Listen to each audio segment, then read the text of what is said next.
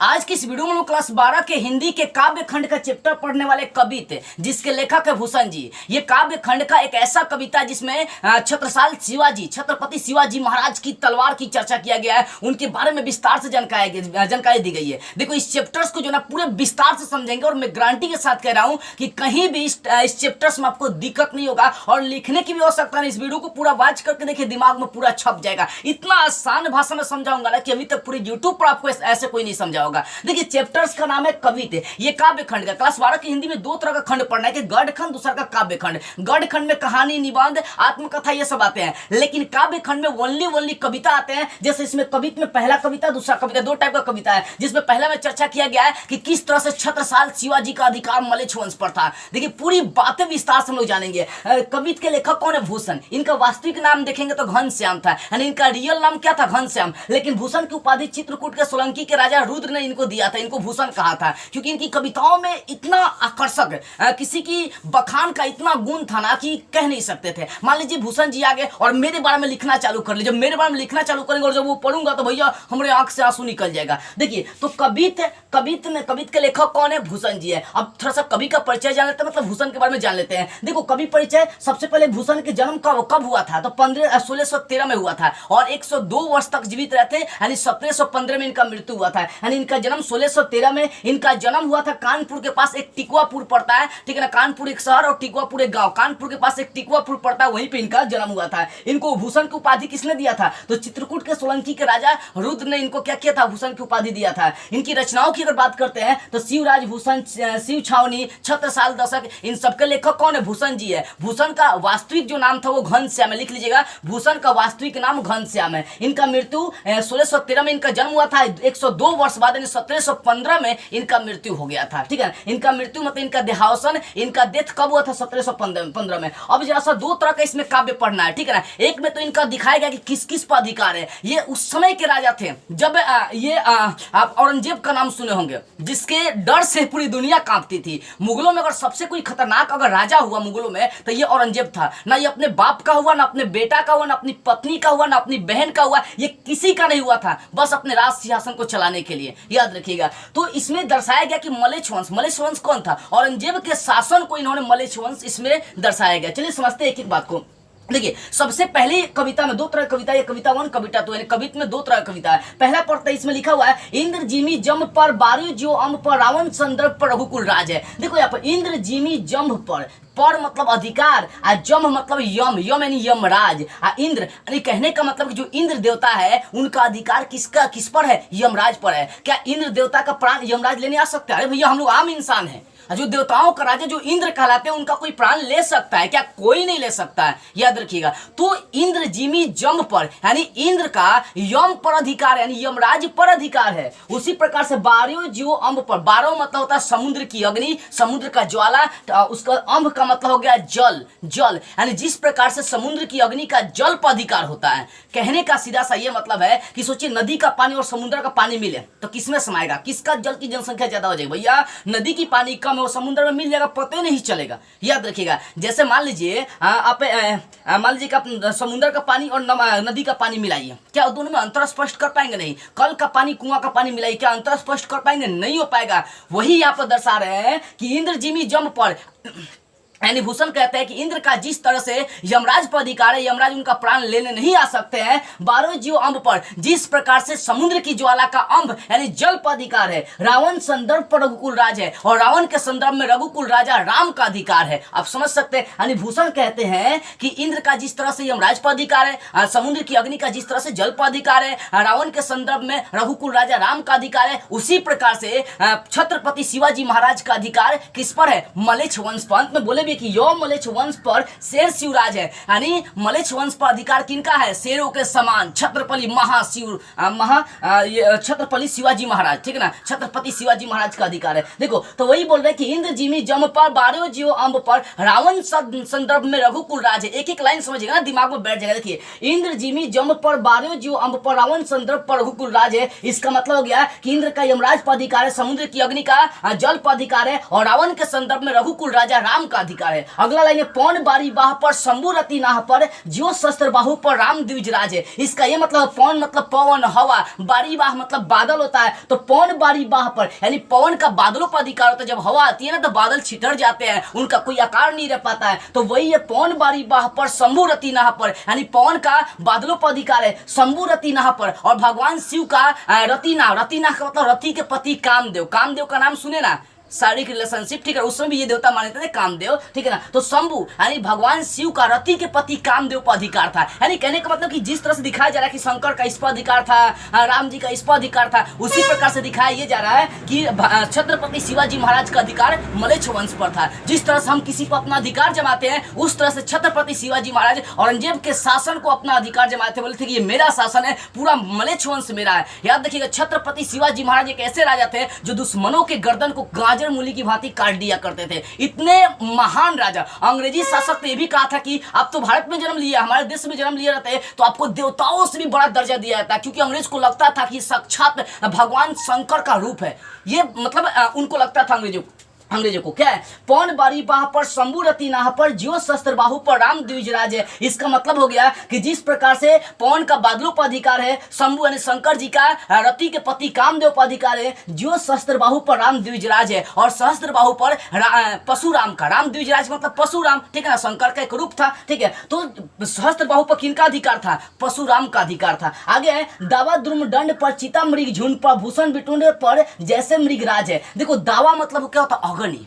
जब जंगलों में आग लगती है तो उसको दावा बोलिए, यानी लावा के जैसा फैलना, लावा के जैसा फैलना वो दावा कहलाएगा, ठीक है ना। वही बोला दावा द्रुम दंड पर, द्रुम दंड का मतलब हो गया पेड़ पौधों की डाली या पेड़ पौधों की लताएं, ये सब होता है। यानी कहने का मतलब है कि जब जंगलों में आग लगती है तो उनकी डालियां से लेकर सब उनके चपेट में आता है। यानी अग्नि का, यानी आग का, यानी अनल का अधिकार किस पर होता है, पेड़ पौधों के डालियों लताओं सब पर अधिकार होता है। चिता मृग झुंड पर, यानी चिता का मृगों के झुंड पर अधिकार होता है। उसी प्रकार से छत्रपति शिवाजी महाराज का अधिकार किस पर है, मलेच्छ वंश पर है। क्या बोल रहे हैं कि दावा द्रुम दंड पर चिता मृग झुंड पर भूषण बिटुंड पर जैसे मृग राज है। यानी जिस प्रकार से दावा का अग्नि का जंगलों के पेड़ पौधों के डालियों और लताओं पर अधिकार है, चिता का मृग के झुंडों पर अधिकार है, भूषण बिटुंड पर जैसे मृग राज है। भूषण कहते हैं बिटुंड, बिटुंड का मतलब हाथी, भूषण कहते हैं कि जिस प्रकार हाथी पर मृगराज, मृगराज मतलब मृगों का राजा, शेर का अधिकार है। यानी कहने का यह मतलब हो गया कि जिस प्रकार से अग्नि का जंगलों के लताओं पर पेड़ पौधों पर डालियों पर अधिकार है, जिस तरह से चिता का मृग के झुंडों पर अधिकार है, उसी प्रकार भूषण कहते हैं कि बिटुंड, बिटुंड मतलब हाथी पर, बिटुंड मतलब हाथी पर मृगों के राजा, मृगों का राजा शेर का अधिकार है। आगे कहते हैं तेज तम अंश पर कान्हा जिमी कंस पर यो मलेच्छ वंश पर शेर शिवराज है। यानी तेज, तेज मतलब प्रकाश, तम का मतलब अंधकार। जिस प्रकार से प्रकाश का अंधकार के अंश पर, मतलब तम अंश पर, तम मतलब अंधकार है, जिस प्रकार से प्रकाश का अधिकार किस पर है, अंधकार पर है। कान्हा का अधिकार किस पर, कान्हा मतलब कृष्ण का अधिकार कंस पर था। उसी प्रकार से मलेच्छ वंश का अधिकार छत्रपति शिवाजी महाराज का था। इसमें चर्चा किया गया कि जिस तरह से ये लोग अपना अधिकार जमा रहे थे, उसी प्रकार से पूरे मलेच्छ वंश पर अगर किसी का अधिकार था तो उस जमाने में हिंदुओं के रक्षक छत्रपति शिवाजी महाराज का था। ये मलेच्छ वंश पर पूरा अधिकार जमाते थे। एक बार और समझा देता हूं, विस्तार से आप समझ लीजिएगा, पूरी बातें आपके दिमाग में बैठ जाएगी। इंद्र जिमी जम पर 12 जियो अम्ब पर रावण संदर्भ पर रघुकुल राज है, पौन बारी बाह पर शंभु रति नाह पर ज्यो शस्त्र बाहु पर।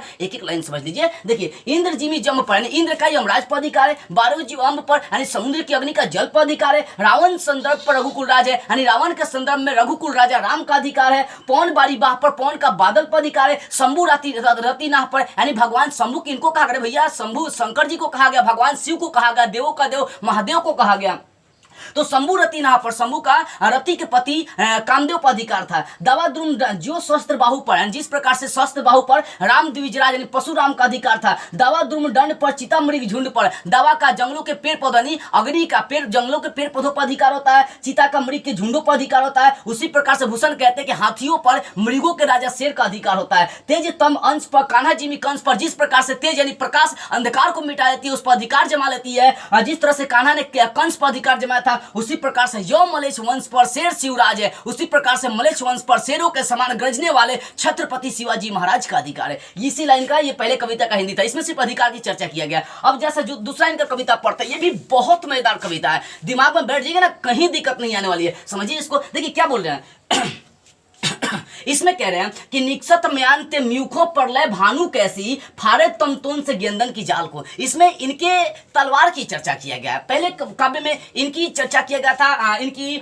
अधिकार की चर्चा किया गया था, इसमें इनकी तलवार की चर्चा की गई है कि निक्षत म्यांत, निक्षत मतलब निकलना, म्यान मतलब जिसमें तलवार रखी जाती है, वही लगे निक्षत म्यांत म्यूख है प्रलय भानु कैसी, यानी जब इनका तलवार म्यान से निकलता है तो भानु मतलब सूर्य के जैसा प्रलय मच जाती है। ये कहते हैं कि जब इनका तलवार निकलता है म्यान से तब क्या होता है, सूर्य की भांति प्रलय अंधकार गरजने लगती है, वो तलवार चमकने लगती है, इतना इनके तलवार में शक्ति है। भूषण चर्चा करते हैं फारे तमतोन से गेंदन की जाल को, और उस तलवार से तमतोन यानी अंधकार के जाल को, गेंदन की जाल को, यानी वहां जो अंधकार है वो गेंदन की जाल यानी हाथियों की जाल की समान क्या करते हैं, फाड़ देते हैं।